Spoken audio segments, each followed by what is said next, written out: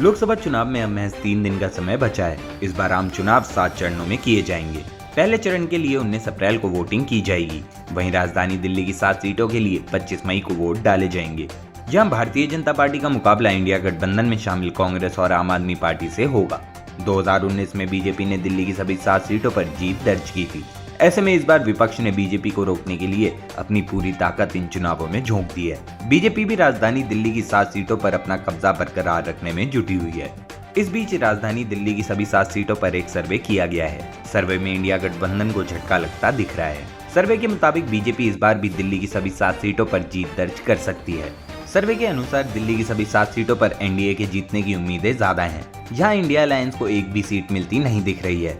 वहीं अगर vote share की बात करें तो दिल्ली में एनडीए को 58% वोट मिल सकते हैं। वहीं कांग्रेस के खाते में 35% और अन्य के खाते में 7% वोट जा सकते हैं। हालांकि एक्सपर्ट्स का कहना है कि बीजेपी दिल्ली की ईस्ट दिल्ली, नई Delhi, north east Delhi, north west Delhi, south Delhi और वेस्ट दिल्ली की सीटों पर जीत सकती है। हालांकि चांदनी चौक की सीट पर करीबी मुकाबला हो सकता है। यहाँ विपक्ष काफी मजबूत नजर आ रहा है। पिछली बार की तरह इस बार भी देश भर में 7 चरणों में वोट किए जाएंगे।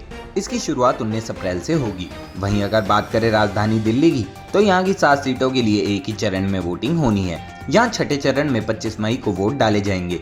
देश में लोकसभा का चुनाव प्रचार चरम पर है। पहले फेज के लिए चुनाव प्रचार 17 अप्रैल को खत्म हो रहा है। लोकसभा चुनाव के लिए इस सर्वे में लोगों से उनकी राय ली गई है।